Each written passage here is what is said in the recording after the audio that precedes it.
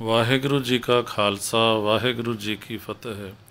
ਭਾਈ ਸਾਹਿਬ ਭਾਈ ਰਣਧੀਰ ਸਿੰਘ ਜੀ ਲਿਖਤ ਪੁਸਤਕ ਸੱਚਖੰਡ ਦਰਸ਼ਨ ਦਾ 6ਵਾਂ ਅਧਿਆਏ ਸੱਚਖੰਡ। ਕਰਮਖੰਡ ਵਾਸੀ ਰੂਹਾਂ ਸੱਚਖੰਡ ਦੇ ਨਿਕਟ ਹਜ਼ੂਰੀ ਵਿੱਚ ਸਨਮੁਖ ਸੌਂਹੇ ਰਹਿੰਦੀਆਂ ਹਨ। ਵਾਸਤਵ ਵਿੱਚ ਕਰਮਖੰਡ ਅਤੇ ਸੱਚਖੰਡ ਅਭੇਦ ਰੂਪ ਹੀ ਹਨ। ਇਸ ਕਰਕੇ ਕਰਮਖੰਡ ਅਤੇ ਸੱਚਖੰਡ ਸ੍ਰੀ ਜਪਜੀ ਸਾਹਿਬ ਦੀ ਇੱਕੋ ਪੌੜੀ ਅੰਦਰ ਇਕੱਠੇ ਹੀ ਦਰਸਾਏ ਵਰਣਨ ਕੀਤੇ ਗਏ ਹਨ। ਯਥਾ ਕਰਮਖੰਡ ਕੀ ਬਾਣੀ ਜੋਰ, ਤਿੱਥੈ ਹੋਰ ਨਾ ਕੋਈ ਹੋਰ, ਤਿੱਥੈ ਜੋਧ ਮਹਾਬਲ ਸੂਰ, ਤਿਨ ਮਹਿ ਰਾਮ ਰਹਿਆ ਭਰਪੂਰ, ਤਿੱਥੈ ਸੀਤੋ ਸੀਤਾ ਮਹਿਮਾ ਮਾਹੇ, ਤਾਂ ਕਿ ਰੂਪ ਨ ਕਥਨੇ ਜਾਹੇ, ਨਾ ਉਹ ਮਰਹਿ ਨ ਠਾਗੇ ਜਾਹੇ, ਜਿਨ ਕੈ ਰਾਮ ਵਸੈ ਮਨ ਮਾਹੇ, ਤਿੱਥੈ ਭਗਤ ਵਸਹਿ ਕੇ ਲੋ, ਕਰਹਿ ਆਨੰਦ ਸੱਚਾ ਮਨ ਸੋਏ, ਸੱਚਖੰਡ ਵਸੈ ਨਿਰੰਕਾਰ, ਕਰ ਕਰ ਵੇਖੈ ਨਦਰ ਨਿਹਾਲ, ਤਿੱਥੈ ਖੰਡ ਮੰਡਲ ਵਰ ਭੰਡ, ਜੇ ਕੋ ਕਥੈ ਤ ਅੰਤ ਨ ਅੰਤ, ਤਿੱਥੈ ਲੋ ਲੋ ਆਕਾਰ, ਜਿਵ ਜਿਵ ਹੁਕਮ ਤਿਵੈ ਤਿਵਕਾਰ, ਵੇਖੈ ਵਿਗਸੈ ਕਰ ਵਿਚਾਰ, ਨਾਨਕ ਕਥਨਾ ਕਰੜਾ ਸਾਰ। ਤਾਂ ਤੇ ਇਸ 37ਵੀਂ ਪੌੜੀ ਅੰਦਰ ਹੀ ਕਰਮਖੰਡ ਅਤੇ ਸੱਚਖੰਡ ਦੋਹਾਂ ਦਾ ਨਿਰਣਤ ਹੈ। ਕਰਮਖੰਡ ਦਾ ਦਰਵਾਜ਼ਾ ਸੱਚਖੰਡ ਦੀ ਅਤੀ ਨਿਕਟ ਸਮੀਪਤਾ ਵਿੱਚ ਸੌਂਹੇ ਸਨਮੁਖ ਹੀ ਖੁੱਲ੍ਹਾ ਹੈ। ਕਰਮਖੰਡ ਵਾਸੀ ਭਗਤ ਜਨ ਸੱਚਖੰਡ ਸੌਂਹੇ ਹੁੰਦੇ ਹੋਏ ਇੱਕ ਪ੍ਰਕਾਰ ਸੱਚਖੰਡ ਦਾ ਹੀ ਰਸ ਮਾਣਦੇ ਹਨ, ਅਰਥਾਤ ਸੁਰਤੀ ਕਰਕੇ ਉਹਨਾਂ ਦੀ ਸੱਚਖੰਡ ਵਿੱਚ ਪਹੁੰਚ ਹੁੰਦੀ ਹੈ। ਸੋ ਤਿੱਥੈ ਭਗਤ ਵਸਹਿ ਕੇ ਲੋ ਵਾਲੀ ਤੁਕ ਕਰਮਖੰਡ ਅਤੇ ਸੱਚਖੰਡ ਦੀ ਦੇਹੁਰੀ ਦੀਪਕ ਸਾਂਝੀ ਹੀ ਸਾਂਝਤਾ ਰੱਖਦੀ ਹੈ। ਸੱਚਖੰਡ ਵਾਸੀ ਭਗਤ ਰਸਾਲਿਆਂ ਦੇ ਵੀ ਬੇਅੰਤ ਲਸ਼ਕਰ ਪਰਿਵਾਰ ਹਨ, ਜਿਨ੍ਹਾਂ ਦਾ ਸ਼ੁਮਾਰ ਪਾਰਾਵਾਰ ਨਹੀਂ।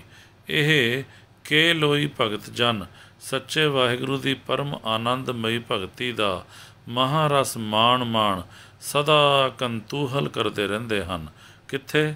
ਜਿੱਥੇ ਸੱਚਾ ਨਿਰੰਕਾਰ ਸੱਚਖੰਡ ਵਿੱਚ ਵਸਦਾ ਹੈ ਅਤੇ ਨਦਰੀ ਨਦਰ ਨਿਹਾਲਨੀ ਦ੍ਰਿਸ਼ਟ ਕਰ ਕਰ ਆਪਣੇ ਭਗਤ ਜਨਾਂ ਨੂੰ ਵੇਖ ਵੇਖ ਵਿਕਸਦਾ ਹੈ। ਤਿੱਥੈ ਸੱਚਖੰਡ ਤੋਂ ਸਾਰੇ ਬੇਅੰਤ ਖੰਡ ਮੰਡਲ ਵਰਭੰਡਾਂ ਦਾ ਨਜ਼ਾਰਾ ਪ੍ਰਗਟ ਪਹਾਰੇ ਦਿਸਦਾ ਹੈ। ਸਮੂਹ ਖੰਡ ਮੰਡਲ ਬ੍ਰਹਿਮੰਡ ਅਕਾਲ ਪੁਰਖ ਦੇ ਬੈਰਾਟ ਸਰੂਪ ਵਜੂਦ ਵਿੱਚ ਹੀ ਸਮਾਏ ਹੋਏ ਹਨ। ਭਿੰਨ ਹੁੰਦੇ ਹੋਏ ਵੀ ਅਭਿੰਨ ਨਜ਼ਰ ਹੀ ਆਉਂਦੇ ਹਨ। ਇਤਨੇ ਅਨੇਕਾਂ ਖੰਡ ਮੰਡਲ ਬ੍ਰਹਿਮੰਡ ਦਿਸਦੇ ਹਨ ਕਿ ਜਿਨ੍ਹਾਂ ਨੂੰ ਜੇ ਕੋਈ ਕਥਨ ਲੱਗੇ ਤਾਂ ਅੰਤ ਨਹੀਂ ਆਉਂਦਾ, ਤਿਨਾਂ ਦੇ ਅੰਤ ਦਾ ਵੀ ਅੰਤ ਨਹੀਂ ਆਉਂਦਾ। ਨਿਰੰਕਾਰ ਦੀ ਰਚਨਾ ਅੰਦਰ ਬੇਅੰਤ ਲੋਆਂ ਦੀਪਾਂ ਮੰਡਲਾਂ ਦੀ ਸਾਕਾਰ ਅਤੇ ਨਿਰਾਕਾਰੀ ਰਚਨਾ ਪਰੇ ਤੋਂ ਪਰੇ ਹੈ। ਜਿਵੇਂ ਜਿਵੇਂ ਸੱਚੇ ਨਿਰੰਕਾਰ ਪਰਿਪੂਰਨ ਪਰਮਾਤਮਾ ਦਾ ਹੁਕਮ ਹੈ, ਤਿਵੇਂ ਤਿਵੇਂ ਇਹ ਨਿਰਾਕਾਰੀ ਸਾਕਾਰੀ ਰਚਨਾ ਦੀ ਕਾਰ ਹੋਈ ਹੈ ਅਤੇ ਦੂਈ ਕੁਦਰਤ ਸਾਜੀ ਹੈ।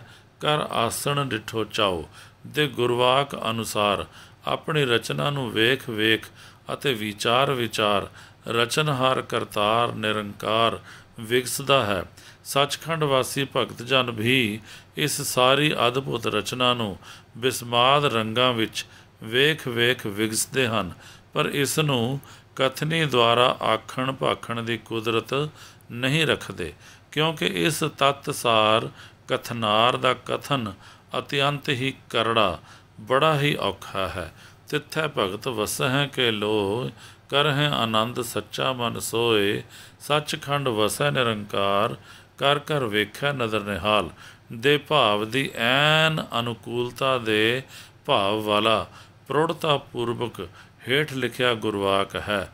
ਯਥਾ ਸਹਿਜ ਸਿਫਤ ਭਗਤ ਤਤ ਗਿਆਨਾ, ਸਦਾ ਆਨੰਦ ਨਿਚਲ ਸੱਚ ਥਾਨਾ, ਤਹਾਂ ਸੰਗਤ ਸਾਧ ਗੁਣ ਰਸੈ, ਅਨ ਭਉ ਨਗਰ ਤਹਾਂ ਸਦ ਵਸੈ, ਤਹ ਭਉ ਭਰਮਾ ਸੋਗ ਨ ਚਿੰਤਾ, ਆਵਣ ਜਾਵਣ ਮਿਰਤ ਨ ਹੋਤਾ, ਤਹ ਸਦਾ ਆਨੰਦ ਅਨਹਤ ਆਖਾਰੇ, ਭਗਤ ਵਸਹਿ ਕੀਰਤਨ ਆਧਾਰੇ, ਪਾਰ ਬ੍ਰਹਮ ਕਾ ਅੰਤ ਨਾ ਪਾਰ, ਕੌਣ ਕਰੈ ਤਾਂ ਕਾ ਵਿਚਾਰ, ਕਹੋ ਨਾਨਕ ਜਿਸ ਕਿਰਪਾ ਕਰੈ, ਨਿਚਲ ਥਾਨ ਸਾਧ ਸੰਗ ਤਰੈ।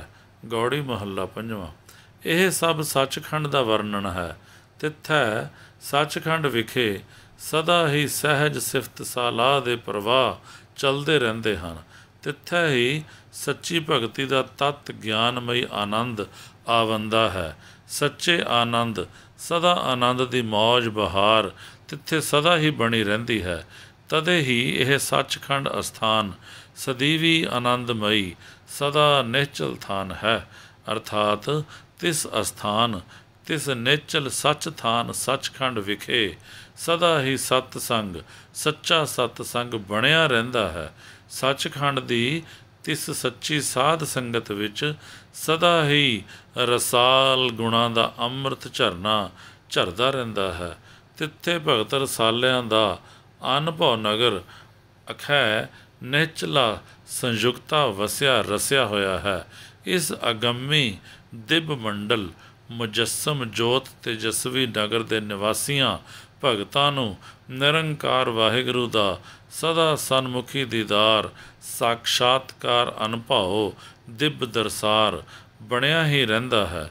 ਤਾਂ ਹੀ ਤੇ ਇਹ ਸੱਚਖੰਡ ਨਿਰੰਕਾਰ ਦਾ ਸਾਖਸ਼ਾਤ ਅਨੁਭਵ ਨਗਰ ਹੈ। ਤਿਸ ਸੱਚਖੰਡੀ ਅਨੁਭਵ ਨਗਰ ਵਿਖੇ ਨਾ ਭਉ ਹੈ, ਨਾ ਤਿੱਥੈ ਕਦੇ ਮੌਤ ਹੈ। ਮੌਤ ਮਿਰਤ ਤਿੱਥੈ ਕਦੇ ਹੁੰਦੀ ਹੀ ਨਹੀਂ।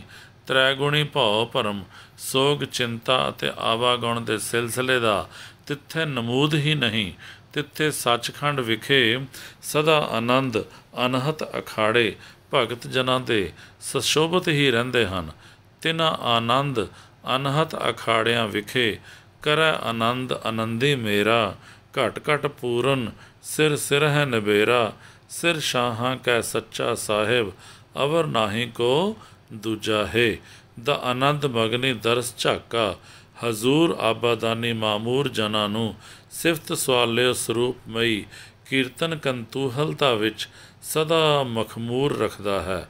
ਤਿੱਥੇ ਦੇ ਵਾਸੀ ਭਗਤ ਜਨ ਕੇਵਲ ਕੀਰਤਨ ਆਧਾਰ ਦੁਆਰਾ ਹੀ ਵਸ ਰਸ ਕੇ ਜੀਵਨਦੇ ਹਨ।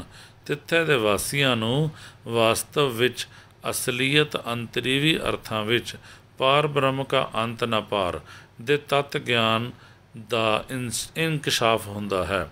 ਸੱਚਖੰਡ ਵਾਸੀਆਂ ਦੀ ਅਨੁਭਵ ਇਨਕਸ਼ਾਫੀ ਦਿਵ ਦ੍ਰਿਸ਼ਟ ਹੀ ਪਾਰ ਬ੍ਰਹਮ ਦੀ ਬੇਅੰਤਤਾ ਅਤੇ ਪਾਰਸ ਪ੍ਰਭਾ ਨੂੰ ਸਾਂਗੋ ਪਾਂਗ ਲੱਖ ਸਕਦੀ ਹੈ।